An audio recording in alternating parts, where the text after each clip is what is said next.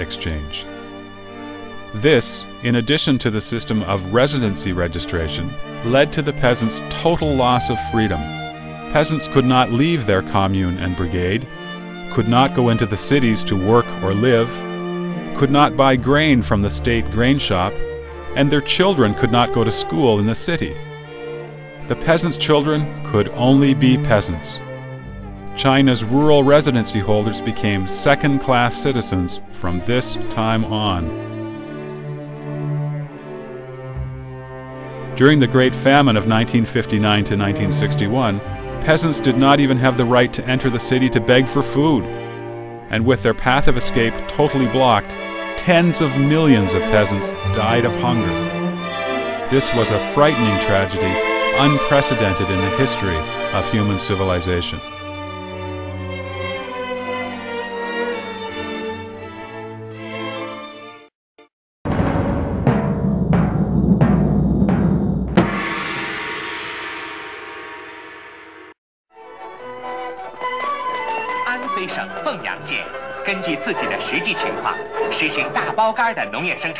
In the recent era of economic reform, while a number of people have become rich, the 900 million peasants only have had their income increased slightly, and their social status improved somewhat in the initial 5 years after the household contract system replaced people's communes. Due to the CCP price structure that favored industrial commodities over agricultural goods, as well as the heavy tax burden, peasants soon plunged into poverty once again.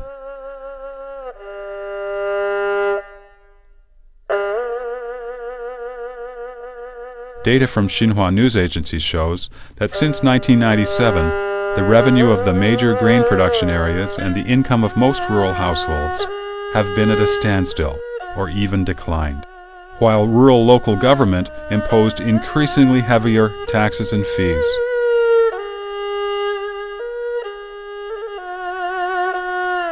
The income gap between the urban and rural population has drastically increased, and economic disparity continues to widen.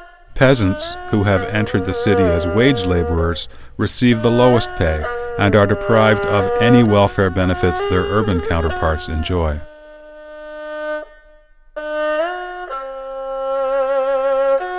Behind the shiny, display-style economy are hidden layers of ruthless exploitation of peasants and blatant violation of their survival rights. The CCP relied on the peasants to gain power, but today it is the peasants who sacrifice the most and pay the dearest cost in the Chinese society. The CCP's rural policies have always aimed at maintaining party control instead of representing the peasants and showing concern for their benefit.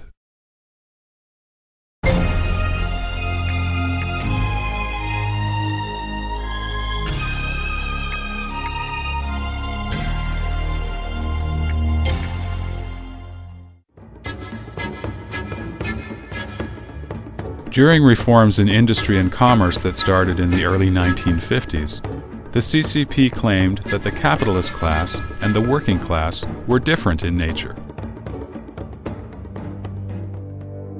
The former was the exploiting class, while the latter was the non-exploiting and anti-exploiting class. According to this logic, the capitalist class was born to exploit and would not stop doing so until it perished. It could only be eliminated, not reformed.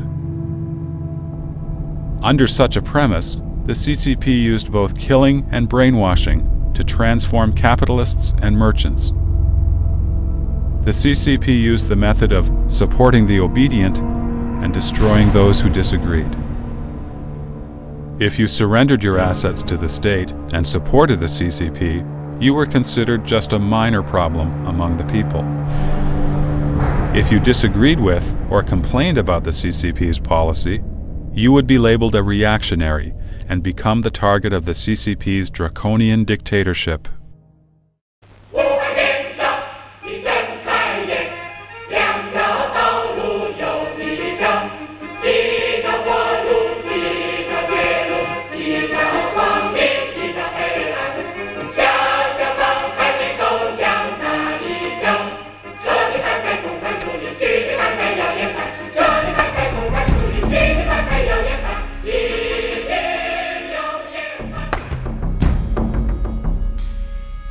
During the reign of terror that accompanied these reforms, capitalists and business owners all surrendered their assets. Many of them could not bear the humiliation they faced and committed suicide. Chen Yi, then mayor of Shanghai, asked every day, "How many paratroopers did we have today?" referring to the number of capitalists who had committed suicide by jumping from the tops of buildings that day. Thus, in only a few years, the CCP completely eliminated private ownership in China. 1月15日，北京市率先宣布进入社会主义。北京各界20多万人在天安门广场集会，庆祝社会主义改造胜利完成。 While carrying out its land and industrial reform programs, the CCP launched many massive movements, such as the suppression of counter-revolutionaries, thought reform campaigns, cleansing the anti-CCP clique headed by Gao Yong and Rao Shushi, probing Hu Feng's counter-revolutionary group, the 3 Anti-campaign, the 5 Anti-campaign, and the further cleansing of counter-revolutionaries. 薄一波同志明确地指出了反贪污、反浪费、反官僚主义运动的性质、方针和政策。反贪污、反浪费、反官僚主义的斗争，本质上就是反对资产阶级腐化暴力思想的斗争。 The CCP used these movements to persecute countless innocent people. In every political movement, the CCP fully utilized its control of government resources in conjunction with the party's committees, branches, and sub-branches. 3 party members would form a small combat team, infiltrating all villages and neighborhoods. These combat teams were ubiquitous, leaving no stone unturned. This deeply entrenched party control network, inherited from the CCP's network of party branches installed within the army during the war years, has since played a key role in later political movements. 不久以前，这里还是一片废墟。现在几千工人在高空和地下日夜不停地工作着，他们的劳动和智慧迅速地改变着鞍钢的面貌。 Even the workers, named by the CCP as a class that leads all others, could not escape the fate of being fooled and deprived. While promising to protect them in illness, old age, and death, the CCP has maintained a system of low wage for workers. Old generation workers have hardly had any health insurance or savings for old age.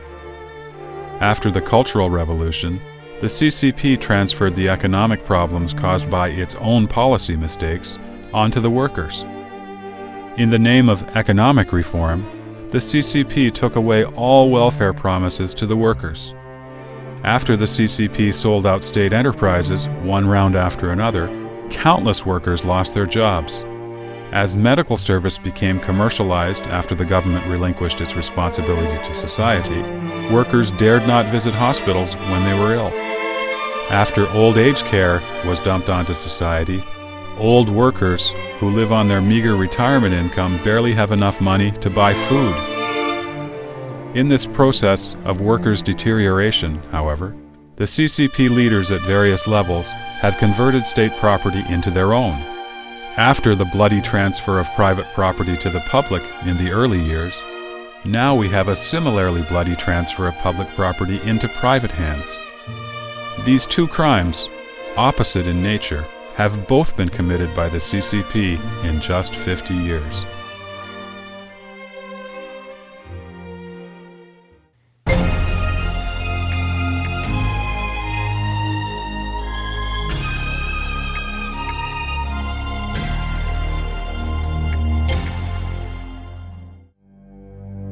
In 1950, the CCP instructed its local governments to ban all unofficial religious faiths and secret societies.